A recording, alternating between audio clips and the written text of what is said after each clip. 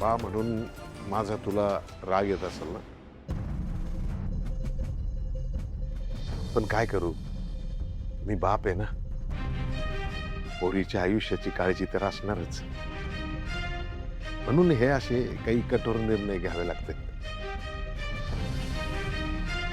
त्यात सगळ्यांचंच भलं आहे. मला असं वाटतं की तू मला समजून घेशील.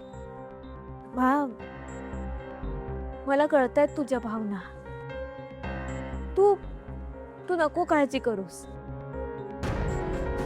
मी नाही येणार साखरपुड्याला. बघितलं, उगाच नाही मी दुपारचं मॉर्निंग वॉकला जात. अशा बातम्या सापडतात. आता ही ब्रेकिंग न्यूज मला कोणाला तरी सांगितल्याशिवाय चैन नाही पडणार.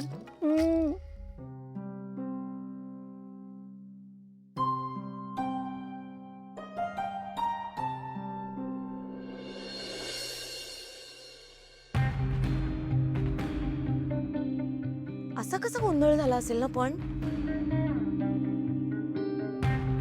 ही सगळी चुकी त्या पॅलेसच्या मॅनेजरची आहे. त्याने दोघांना एकच तारीख दिली, तर नीट चेक करायचं ना, म्हणजे हा घोळ झालाच नसता. करायचं काय पण आता. पण आता यातनं मार्ग तरी कसा काढायचा. साखरपुडा आणि लग्न एकाच दिवशी. मुहूर्तही चांगला आहे आणि तारीखही पुढे ढकलू शकत नाही आपण.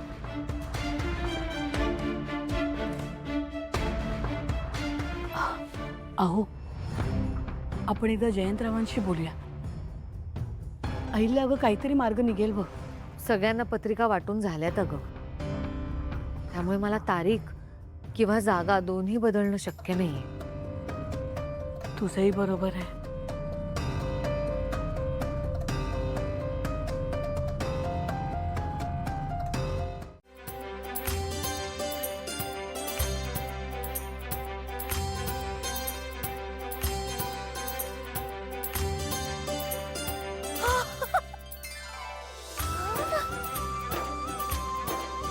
बाई बाई बाई बाई, केवढा मोठा महाल, काय तो थाट.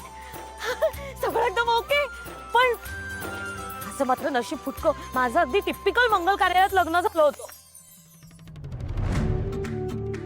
लक्ष्मी, काय हे?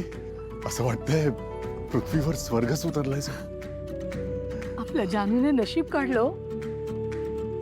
बघा ना, काय भव्य दिव्य महाल आहे. असं वाटतंय स्वर्गातच लग्न होणार आहे आता आपल्या जानूचं. माझं लग्न पण असंच झालं असतं,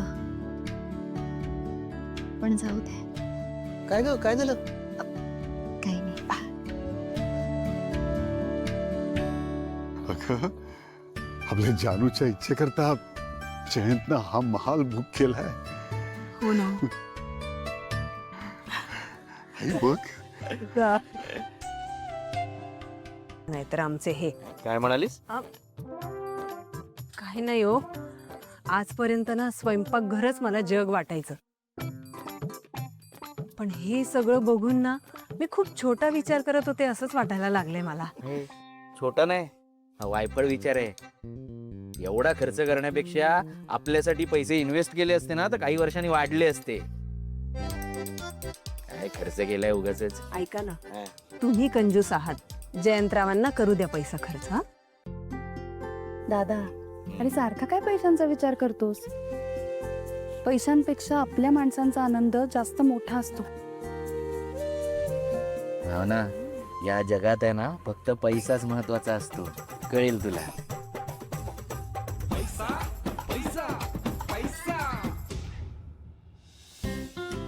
आणि जयंत ब्रोने काय कमाल इव्हेंट मॅनेज केलाय ना. पण माझं ठरलंय आता, मी इव्हेंट मॅनेजमेंट कंपनीत सुरू करणार. Event manage company? अजून 10 दिवसात 10 स्टार्टअप सुरू करशील तू. चला चला चला. आता जरा कॉन्फिडन्स दे. चल आई, चल ये.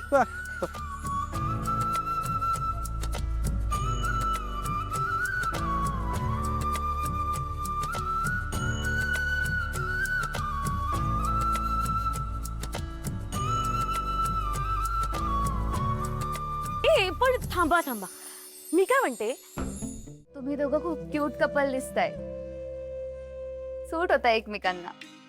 तुम्ही पण एकदम मेड फॉर इच अदर वाटताय. खरंच ऑफकोर्स वाटणारच. आफ्टर ऑल लव्ह मॅरेज आहे आमचं. काय बोलतो खरंच? हो. म्हणजे तुमच्या दोघांचं पण लव्ह मॅरेज आहे का? हं? का वाटत नाही का?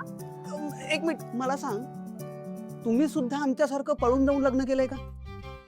नाही नाही तसं नाही, पण ते आम्ही ना ऍक्च्युली मी सांगते. ओके. ते आ काय काय काय?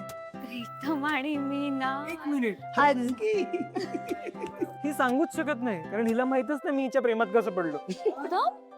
हा, अरे ठरवा ठरवा ठरवा, तू का ती? मी सांगतो मी. हा, बरं सांग. तर झालं असं होतं की मी तिकडे गेलो होतो आणि हा? हा? हा बोला, काय झालं? यार खूप कॉम्प्लिकेटेड स्टोरी आहे यार. जर मी सांगत बसलो ना साखरपुड्याने लग्न अटकल तरी गोष्ट नाही संपणार. आमच्यासारखं. आपण आता बेसिकली आम्ही खुश होतो एकमेकांसोबत. आम्ही पण खुश आहोत एकमेकांसोबत. एक्झॅक्टली. आपलं लग्न कुठे होतंय, कसं होतंय, कुठल्या परिस्थितीत होतंय ना, हे महत्वाचं नसतंच. आपण एकमेकांसोबत आनंदात आहोत का, समाधानी आयुष्य जगतोय का, हे सगळ्यात जास्त महत्वाचं असतं.